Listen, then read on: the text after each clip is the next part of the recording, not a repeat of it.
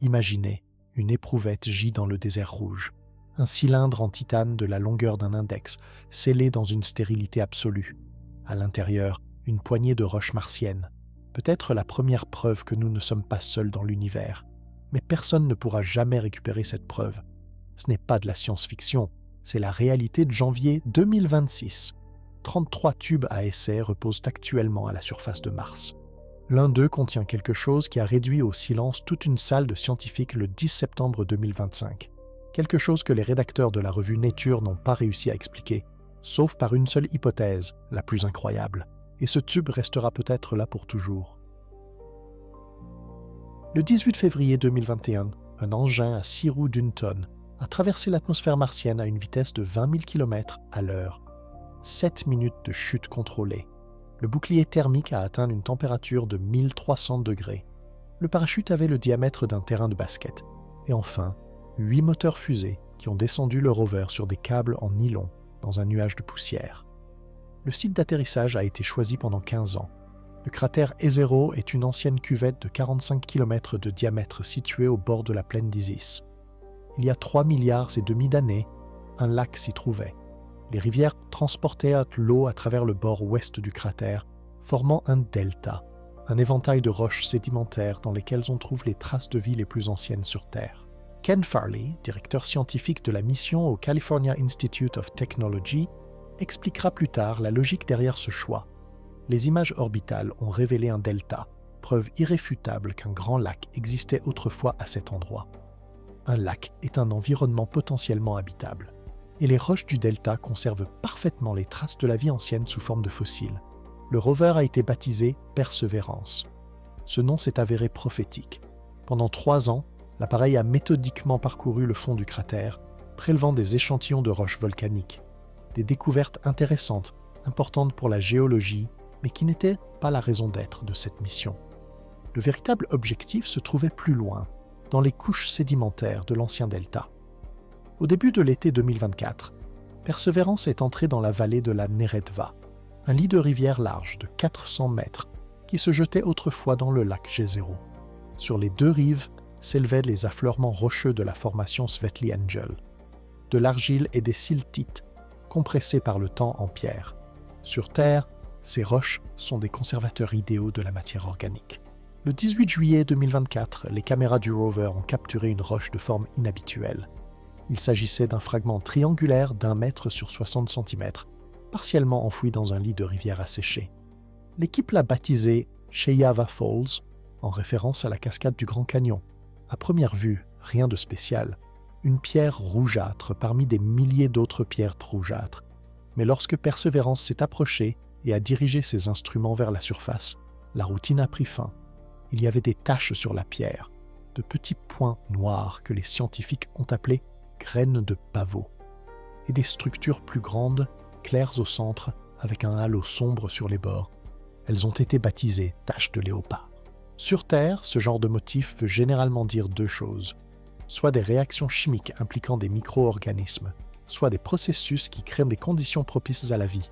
Joel Hurwitz, planétologue à l'université de Stony Brook et directeur scientifique adjoint de l'instrument PXL, se souvient.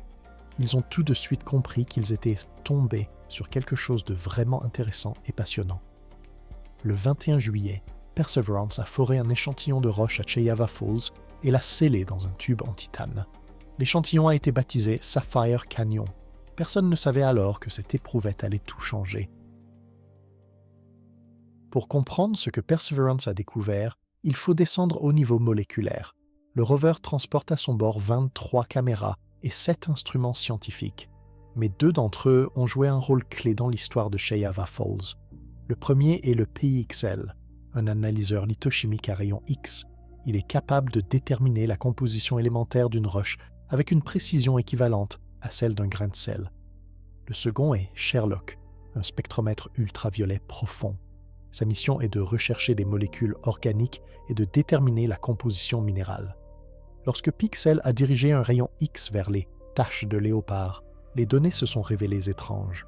Les halos sombres contenant du fer et du phosphore dans une combinaison inhabituelle, probablement du vivianite.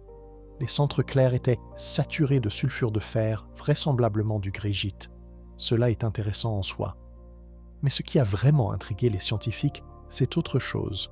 La répartition spatiale de ces minéraux indiquait des réactions d'oxydoréduction, des processus chimiques dans lesquels certaines substances cèdent des électrons et d'autres en reçoivent.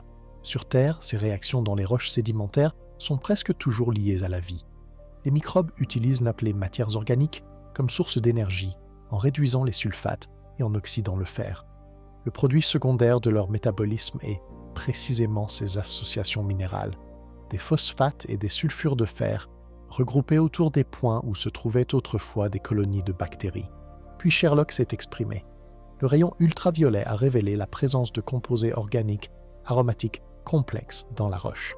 Il ne s'agissait pas simplement de carbone, mais de molécules à structure cyclique, caractéristiques des systèmes biologiques. Joel Hurwitz a qualifié ces données de pistolets fumants, une preuve irréfutable de la présence de matière organique dans la boue ancienne. La présence de matière organique sur Mars n'est pas une nouveauté. Elle a déjà été détectée auparavant. Mais tout dépend du contexte.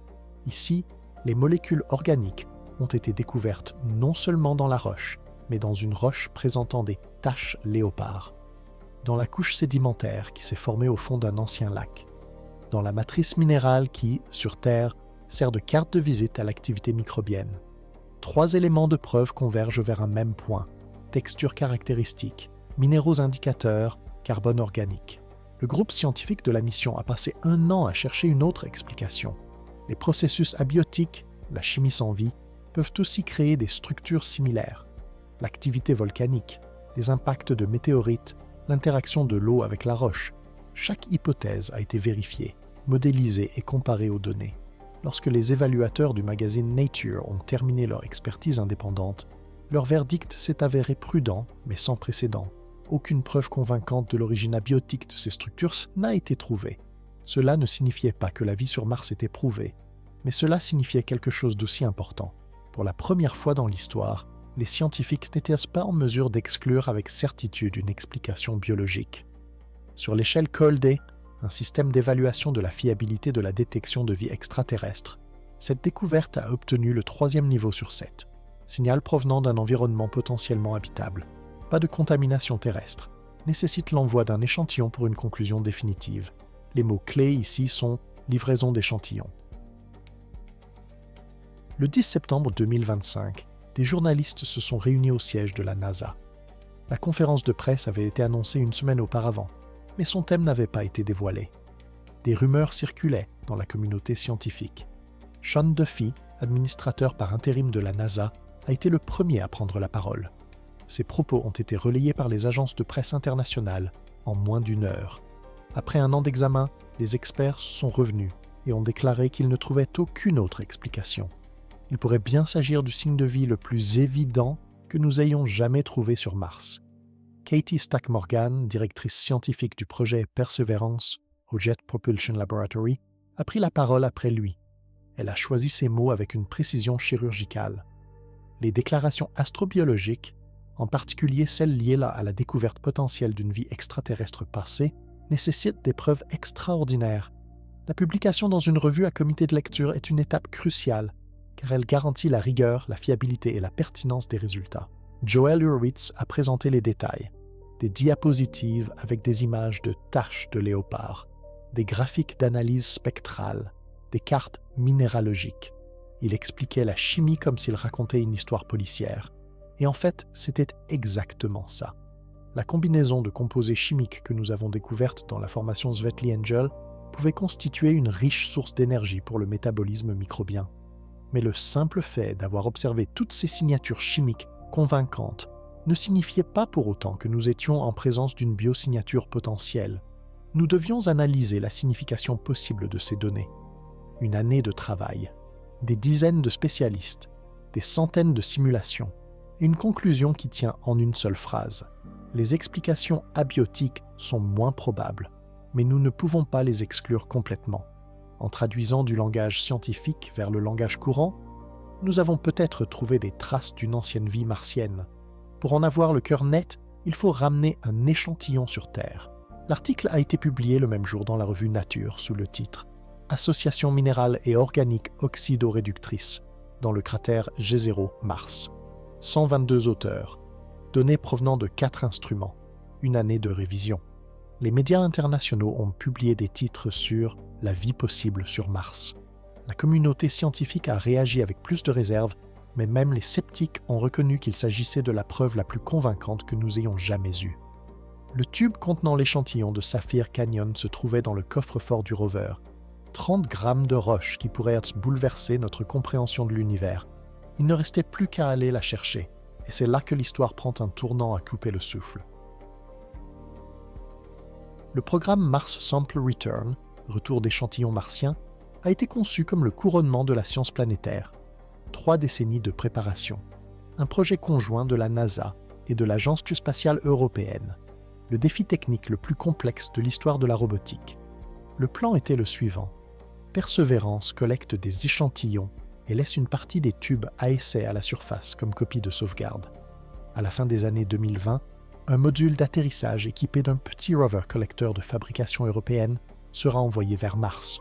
Le rover récupérera les tubes à essai et les transportera jusqu'à la plateforme d'atterrissage.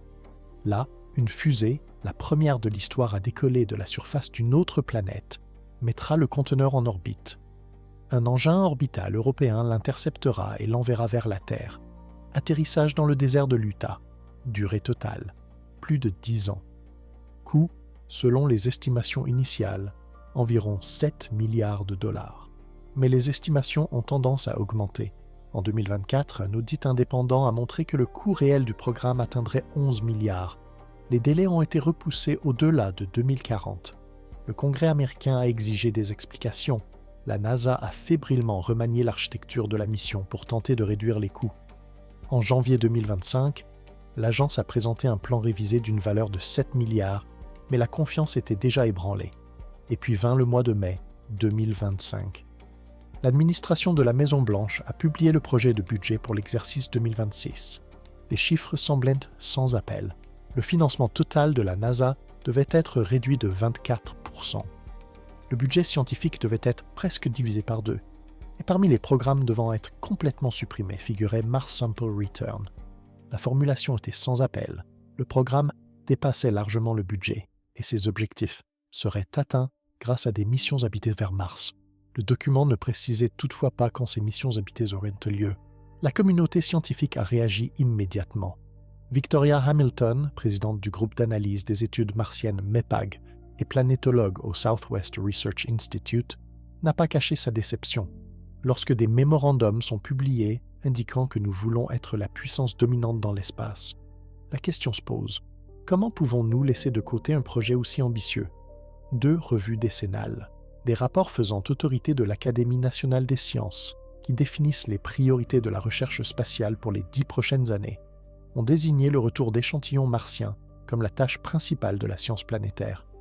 Aujourd'hui, cette tâche est en suspens. Le Congrès n'était pas d'accord avec la Maison-Blanche. En janvier 2026, les législateurs ont adopté un budget de compromis, 24,4 milliards de dollars pour la NASA, soit près de 6 milliards de plus que ce que proposait l'administration. Les programmes scientifiques ont conservé leur financement, mais Mars Sample Return ne figurait pas dans ce budget.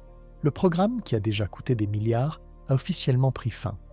Le rover européen, presque prêt pour les essais, s'est retrouvé sans mission.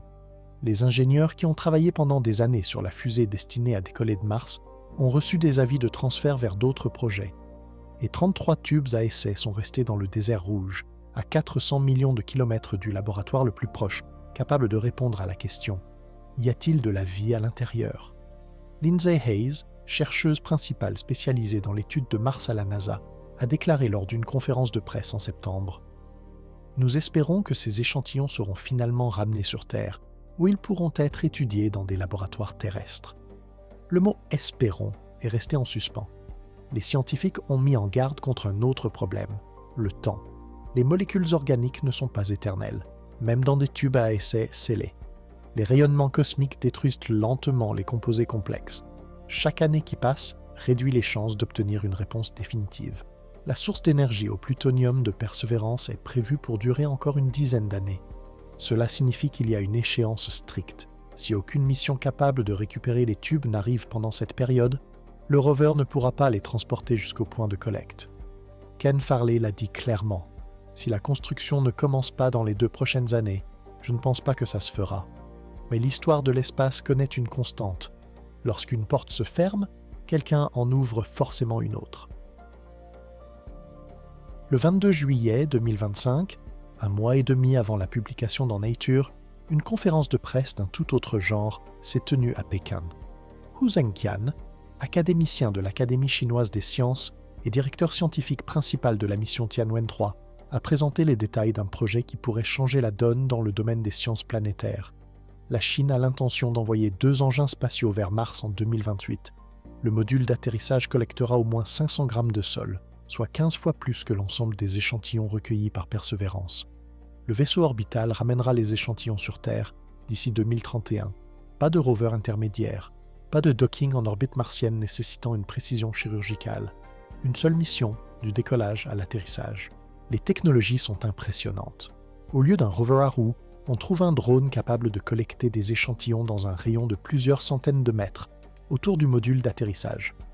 Une foreuse qui pourra atteindre une profondeur de 2 mètres, une première dans l'histoire de l'exploration martienne. À titre de comparaison, Perseverance prélève des carottes d'environ 5 mm de profondeur. L'objectif scientifique principal est la recherche de traces de vie.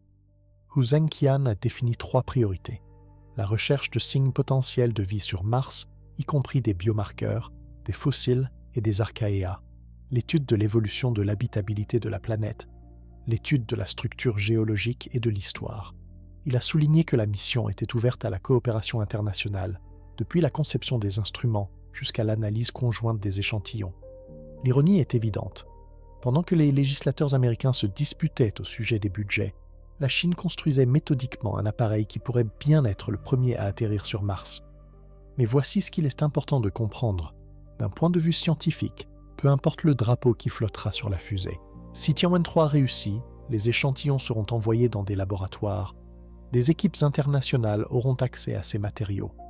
La question de la vie sur Mars, que l'humanité se pose depuis des milliers d'années, trouvera enfin une réponse fondée sur des preuves directes, pas sur des mesures à distance, pas sur des interprétations de spectres, sur des échantillons physiques qui peuvent être coupés, chauffés, irradiés, étudiés au microscope électronique. Le Congrès américain en est également conscient. Dans le même budget qui a enterré Mars Sample Return, une ligne est apparue, 110 millions de dollars pour le programme Mission martienne du futur. L'objectif est de développer des technologies qui seront utiles tant pour les robots que pour les expéditions habitées. Cela ne remplace pas une mission complète de retour d'échantillons, mais c'est une reconnaissance. L'histoire n'est pas terminée.